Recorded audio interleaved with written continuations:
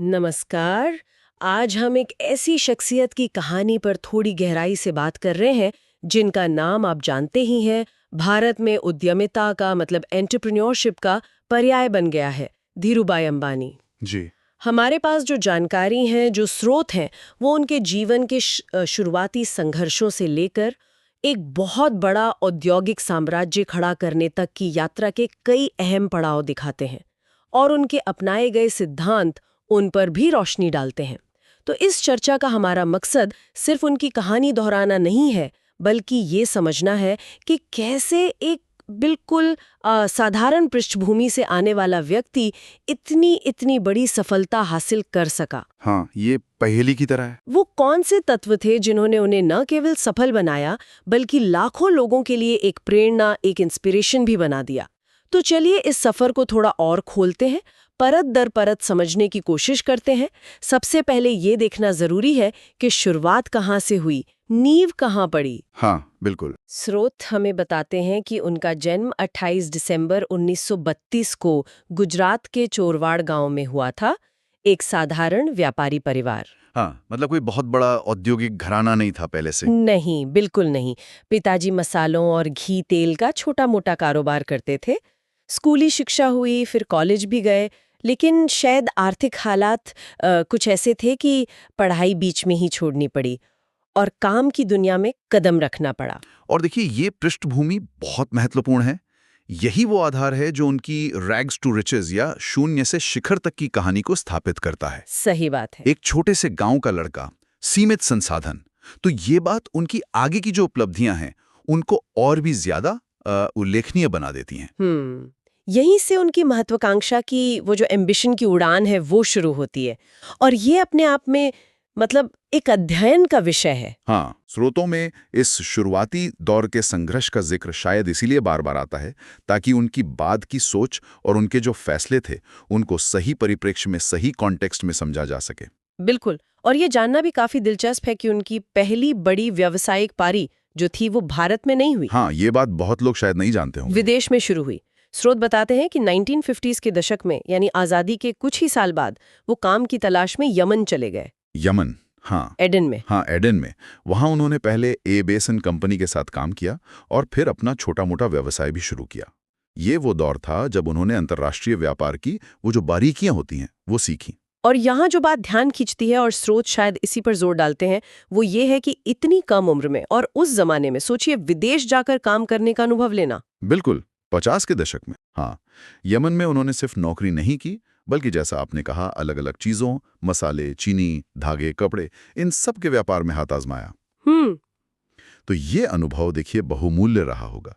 एक तो विदेशी बाजार की समझ बनी कि भाई बाहर कैसे काम होता है। सही है। दूसरे, अलग-अलग कमोडिटीज, अलग-अलग चीजों के व्यापार का तजुर्बा मिला।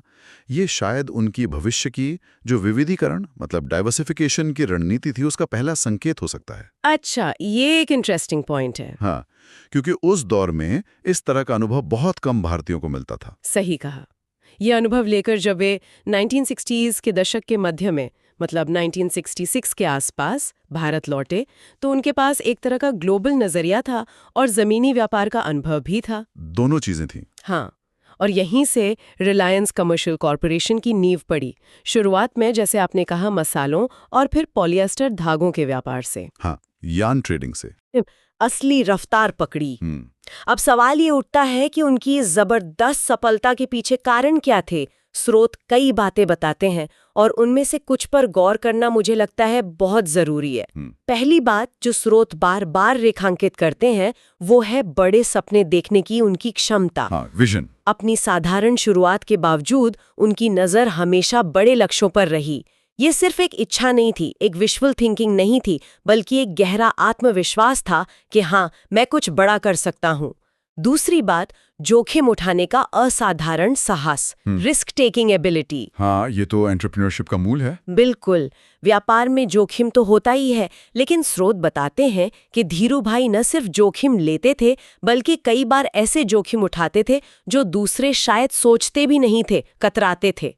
लेकिन क्या ये सिर्फ आंख मूंद कर लिया गया जोखिम था या कुछ और था? ये एक महत्वपूर्ण सवाल है और जब हम स्रोतों का विश्लेषण करते हैं तो ऐसा लगता है कि उनका जोखिम लेना अक्सर मतलब कैलकुलेटेड होता था, सुविचारित। अच्छा।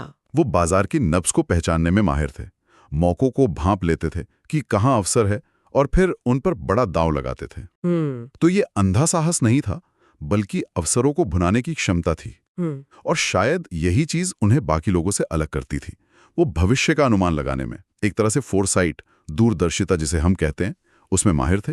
और इसी दूरदर्शिता से जुड़ा है तीसरा और शायद सबसे महत्वपूर्ण पहलू जिस पर स्रोत खास ध्यान दिलाते हैं। नई तकनीक और उत्पादन के आधुनिक तरीकों को अपनाने में उनकी जरा भी हिचक न होना। हाँ, ये बहुत क्रिटिकल था। यहीं पर बात और मजेदार हो जाती है। कल्पना कीजिए उस दौर की जब भारत में इंडस्ट्री काफी हद तक पारंपरिक तरीकों पर चल रही थी, लाइसेंस राज था। बिल्कुल बिल्कुल, कंट्रोल बहुत थे। ऐसे में स्रोत बताते हैं कि अंबानी ने विदेशों से लेटेस्ट टेक्नोलॉजी जैसे पॉलिएस्टर फिलामेंट यान बनाने की आधुनिक मशीनरी उसको इंपोर्ट करने का बड़ा कदम उठाया। और ये आसान नहीं था उस समय। बिल्कुल नहीं। ये सिर्फ एक महंगा निवेश नहीं था, ये दिखाता है कि वो कैसे वक्त से आगे की सोच रहे थे। हाँ, क्योंकि तकनीक को अपनाना सिर्फ प्रोडक्शन कैपेसिटी बढ़ाने का जरिया नहीं था उनके लिए। ये क्वालिटी यानी गुणवत्ता में सुधार लाने और लागत कॉस्ट कम करने का भी तरीका था। अच्छा। और उस समय जब आयात नियंत्रण, इंपोर्ट कंट्रोल्स काफी सख्त थे, नई तकनीक लाना और फिर उसे कुशलता से एफिशिएंटली चलाना, ये अपने आप में एक बहुत बड़ी चुनौती रही होगी। ये उनकी क्रियान्वयन क्षमता मतलब एग्जीक्यूशन एबिलिटी को भी दर्शाता है। हाँ, ये बात सही है। ये दूरदर्शिता और उसे जमीन पर उतारने की क्षमता ही शायद उनके तेज विकास का, रैपिड ग्रोथ का एक मुख्य कारण बनी। चौथा अहम सूत्र जिस पर मुझे लगता है सभी स्रोत सहमत दिखते हैं, वो है सही लोगों को पहचानने की कला और उन्हें अपनी टीम में शामिल करना, और साथ ही एक मजबूत नेटवर्क संपर्क सूत्र बनाना। हाँ, टीम बिल्डिंग और नेटवर्किंग। चाहे वो प्रतिभाशाली पेशेवर हों या सरकारी अधिकारी या फाइनेंसर, उन्होंने हमेशा सही लोगों से जुड़ने पर ध्यान दिया। देखिए, किसी भी बड़े विजन को हकीकत में बदलने के लिए एक काबिल टीम और एक प्रभावी नेटवर्क, ये तो अनिवार्य है। स्रोत शायद बताते होंगे कि कैसे उन्होंने टैलेंटेड लोगों को रिलायंस से जोड़ा और उन्हें काम करने की खुली छूट दी। ये लीडरशिप का एक बहुत अहम पहलू है। सही कहा। एक अकेले व्यक्ति के लिए इतना बड़ा साम्राज्य खड़ा करना संभव नहीं होता, तो लोगों को साथ लेकर चलने की ये क्षमता उनकी सफलता की कहानी का एक अभिन्न, बहुत जरूरी हिस्सा है। निश्चित रूप से।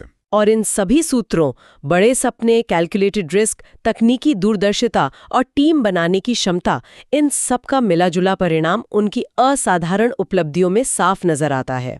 जी। सबसे पहले तो जाहिर है रिलायंस इंडस्ट्रीज की स्थापना और उसे कुछ ही दशकों में भारत की सबसे बड़ी और सबसे ज्यादा मुनाफा कमाने वाली निजी कंपनियों में से एक बना देना, ये अपने आप में एक मिसाल है। इसके अलावा स्रोत एक और बहुत महत्वपूर्ण उपलब्धि का जिक्र करते हैं जिसने भारतीय समाज पर भी गहरा असर डाला। हाँ। वो है आम आदमी को, छोटे निवेशक को शेयर बाजार में निवेश के लिए प्रोत्साहित करना। Equity culture. हाँ, रिलायंस के आईपीओज ने भारत में इक्विटी कल्चर की शुरुआत में एक बहुत बड़ी भूमिका निभाई। ये सिर्फ पूंजी जुटाने का, कैपिटल रेज करने का तरीका नहीं था उनके लिए। ये वाकई एक कह सकते हैं क्रांतिकारी कदम था उस समय के हिसाब से। बिल्कुल। उस समय शेयर बाजार कुछ बड़े खिलाड़ियों या इंस्टीट्यूशनल इन्वेस्टर्स तक ही सीमित माना जाता था। हाँ।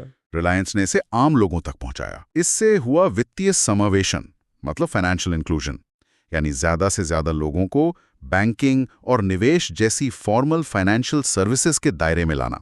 इसने न केवल कंपनी के लिए एक वफादार शेयरधारा का आधार बनाया, एक लॉयल शेयर होल्डर बेस तैयार किया, हाँ, बल्कि लाखों भारतीयों को देश की औद्योगिक तरक्की में, इंडस्ट्रियल ग्रोथ में हिस्सेदार बनने का मौका दिया।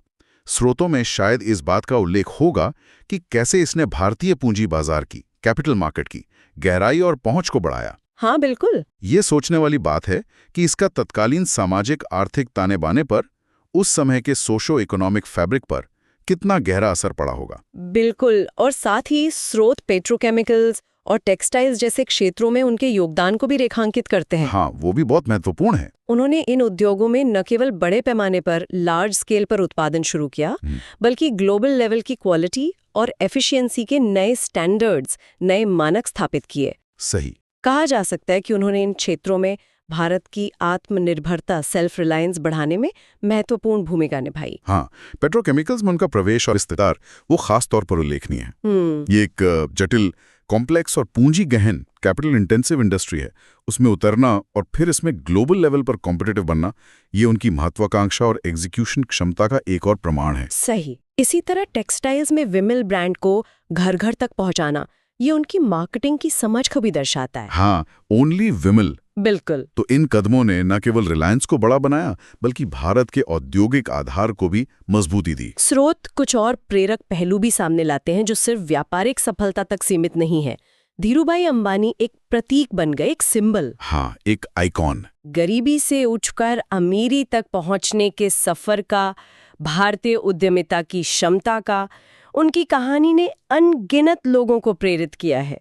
उनका ये विश्वास, जिसे स्रोत अक्सर कोट करते हैं कि छोटे से शुरुआत करके भी बड़े सपने पूरे किए जा सकते हैं, ये आज भी नए उद्यमियों के लिए एक मंत्र जैसा है। बहुत पावरफुल मैसेज है ये। ये दिखाता है कि आपकी परिस्थितियां, आपके हालात से ज्यादा आपकी सोच और आपकी लगन मायने रखती है।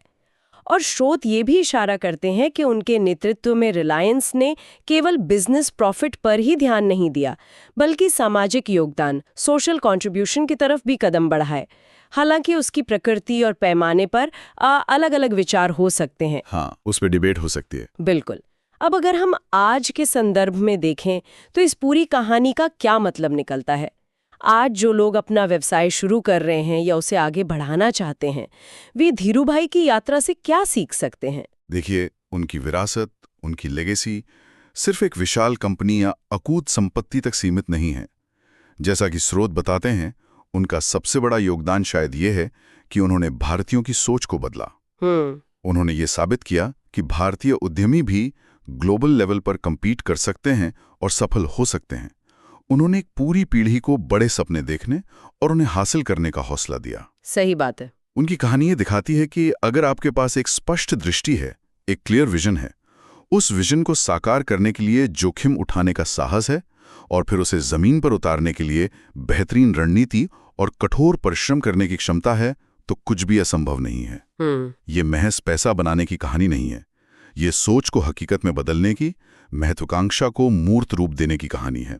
तो हमने देखा कि कैसे गुजरात के एक छोटे से गांव चोरवाड़ से शुरू हुई यात्रा बड़े सपनों, सोचे समझे जोखिम उठाने की हिम्मत, भविष्य को पढ़ने वाली तकनीकी दूरदर्शिता, सही लोगों को जोड़ने की कला और इन सब को अमल में लाने की जबरदस्त क्षमता के बल पर एक वैश्विक औद्योगिक साम्राज्य तक पहुंची। जी, धीरूभाई अंबानी की कहानी वास्तव में प्रेरणा और सीखने का एक गहरा सागर है, जैसा कि हमारे स्रोत भी उजागर करते हैं। बिल्कुल। स्रोतों का जो सारांश निकल कर आता है, जो एसेंस है, वो यही है कि आपकी शुरुआत चाहे कितनी भी विनम्र क्यों ना हो, कितनी भी हम्बल क्यों ना हो, अगर दृष्टि स्पष्ट हो, इरादा पक्का हो और उसे कार्यान्वित करने की, उसे एग्जीक्यूट करने की लगन और सक्षमता हो, तो बड़ी से बड़ी सफलता हासिल की जा सकती है। यह कहानी महत्वाकांक्षा की शक्ति और उसे हकीकत में बदलने के लिए जरूरी दृढ़ इच्छा शक्ति, वो जो विल पावर होती है, उसका एक सशक्त उदाहरण प्रस्तुत करती है। जाते जाते हम श्रोताओं के लिए एक विचार छोड़ना चाहेंगे जिस पर वे थोड़ा सोच सकते हैं, मनन कर सकते हैं। जरूर। हमने स्रोतों में देखा कि धीरूभाई अंबानी की कहानी में व्यापारिक सफलता के साथ साथ सामाजिक प्रभाव, जैसे आम निवेशकों को बाजार से जोड़ना और औद्योगिक आत्मनिर्भरता में योगदान का भी जिक्र है। हाँ, वो पहलू भी हैं। आज के दौर में जब व्यवसाय के सामाजिक और पर्यावरणीय प्रभाव पर, सोशल और एनवायरमेंटल इम्पैक्ट पर इतना जोर दिया जा रहा है, तो आज के उद्यमी, आज के एंटरप्रेन्योर्स अपने लाभ कमाने के मुख्य उद्देश्य और समाज पर सकारात्मक प्रभाव डालने की व्यापक जिम्मेदारी के बीच संतुलन कैसे बना सकते हैं? ये बहुत प्रासंगिक सवाल है आज। क्या धीरूभाई अंबानी जैसी कहानियों से, उनके द्वारा अपनाए गए रास्तों से, चाहे वो पूरी तरह परफेक्ट ना भी हो, इस संतुलन को साधने की कोई प्रेरणा या कोई सीख मिल सकती है? इस पर जरूर सोचिएगा।